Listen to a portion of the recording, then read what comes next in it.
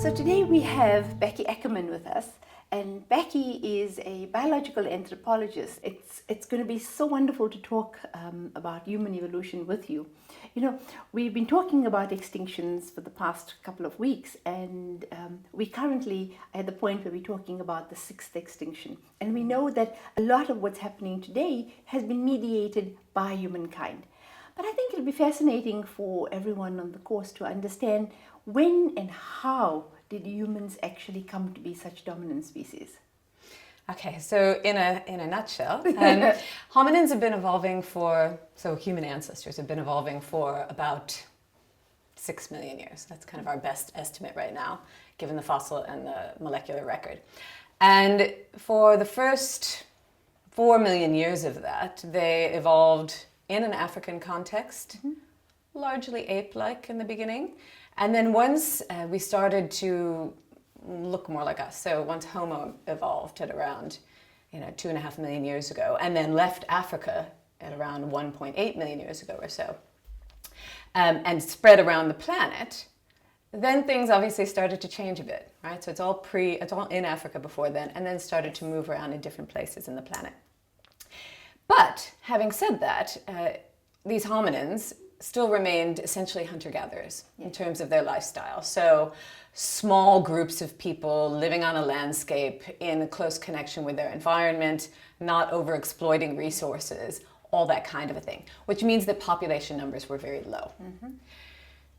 It would have only been around the time of the emergence of agriculture, so 10,000 years ago, where people started to become sedentary, could grow population numbers because they're growing their own food and they're able to sustain higher population numbers, that we can even start to talk about an increase in the people that were on the planet.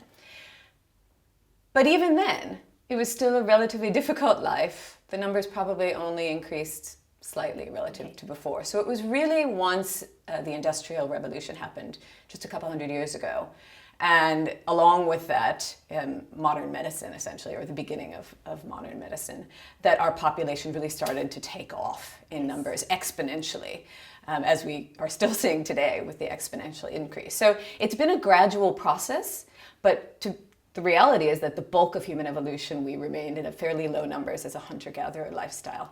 And it's been a fairly recent thing across the Holocene. Technological development, really. Yeah, the agricultural and then the technological development that really caused our numbers to take off, and obviously has led to the overexploitation of the planet. So. Yeah. And I've read before that humans have been involved, or said to have been involved, in the megafaunal extinctions in the late Pleistocene. I mean, do you think that is actually a valid argument? As you know, there's quite a lot of disagreement about this, but certainly in some contexts it has been shown that there's a very tight correlation between humans landing somewhere and the megafauna going extinct. A good example, of course, being Madagascar, which is quite a recent megafaunal extinction. Essentially, people ended up on the island, 1,500 years ago, and all of those giant primates ended up disappearing very quickly. So there are certain cases where that has been proven to be the case. Deeper in time, it's harder to prove, but there's a lot of coincidence there. Yeah, I think so. I think it's a combination of factors, but humans may have been a big contributing factor. A big player. Yes. And the other thing that has always I've been wondering about is the fact that when we look at modern humans, they seem to be genetically quite less diverse than any other primate. I mean, do you have any ideas about why that may be the case? So again, this probably comes down to the fact that humans were hunter-gatherers for such a long period of time and at extremely low numbers, very susceptible to genetic drift, to loss of diversity, to population bottlenecks. We used to think that what appeared to be a bottleneck, so in other words, going through a period of very, very small population sizes in humans, was associated with a out-of-Africa replacement model of human evolution. We no longer know that because we now know that an out-of-Africa replacement model actually isn't the right model.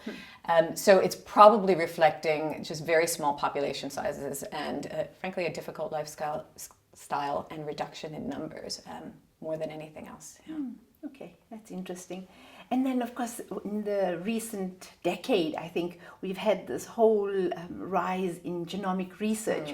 And I think there's been fascinating work that has come out in terms of human being relationship with that of the Neanderthals and the Denisovans. And have you anything, I don't know if you personally worked in that area, but do you have any views on those findings?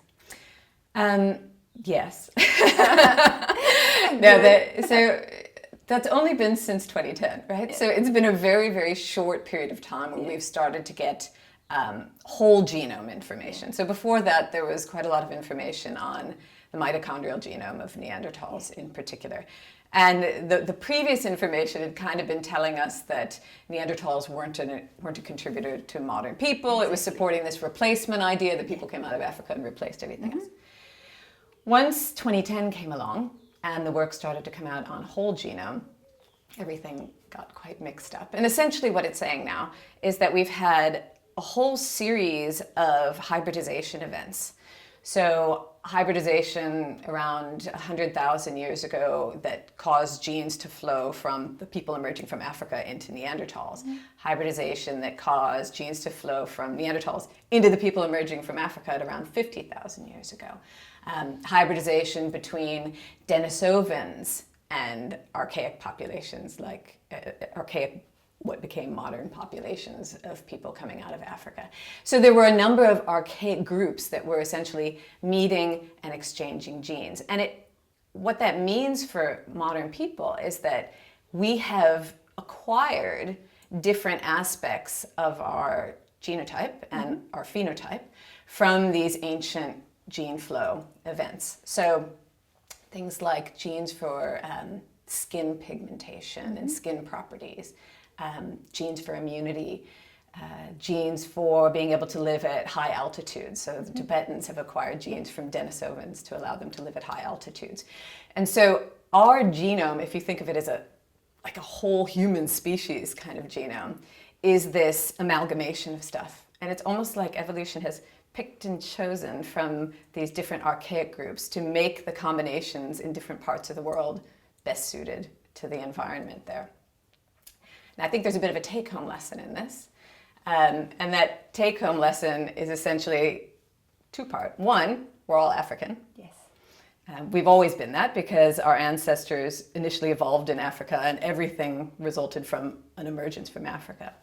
But the second take-home from that is that modern people today are also simultaneously all hybrids, that we've had a history of, not just for 1,000 years or 2,000 years or 100,000 years, but for millions of years of migrating, meeting, interacting, and exchanging, including exchanging genes as well as culture.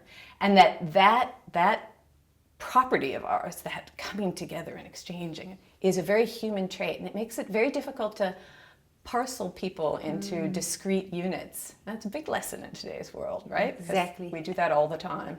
Exactly. I think it's such an important message, actually, that in a sense, that's why we are all one. We are one species. Exactly. And the differences between us are so minute that it's not even worth talking about. One complex, diverging, amalgamating group of people. Wonderful.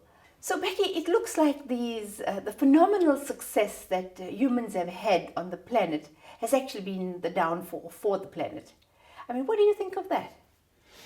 Yeah, I mean, it's true. You know, we are, what makes us successful evolutionarily as a species, right, is reproducing. And we've been extraordinarily successful of that, and particularly in the last, few decades, our numbers have increased tremendously. But of course, that means we're putting pressure on the environment, on our food resources, on the other organisms on the planet. We're causing these extinctions. We're causing the extinction of our closest relatives, the other primates. Yeah. So the reality is we need to confront all of those things and try to reduce our impact on the planet. And I hate to say this, but at the end of the day, humans really need to get our population numbers down. We need to also control our own reproduction so that we are less of an impact on the planet that way, and it's more sustainable going forward. And I guess for now, people can do simple things. They can take care of the environment in ways that not many people know how to do, but I hope that by the end of this course, people will have a better idea about what they personally can do to make this a better planet for the future. I mean, we're not going to go back to being hunter-gatherers, right? Yes. Or at least most of us aren't going to go back to being hunter-gatherers. So, but what you want to do is to adopt a hunter-gatherer way of living in concert with the environment so that you're never over-exploiting. Exactly. Becky, it's been absolutely wonderful chatting with you today, and it's been fascinating to see our journey on the planet. I mean, from beginning from the primate stock, our diversification as humans, and then of course to see how we've become this dominant species that have led to exploitation of so much of the planet. But I hope that in the end we have a message of hope, and the hope is that we can make a difference. Because we are the main culprits, we also can make a difference for the planet. Thank you.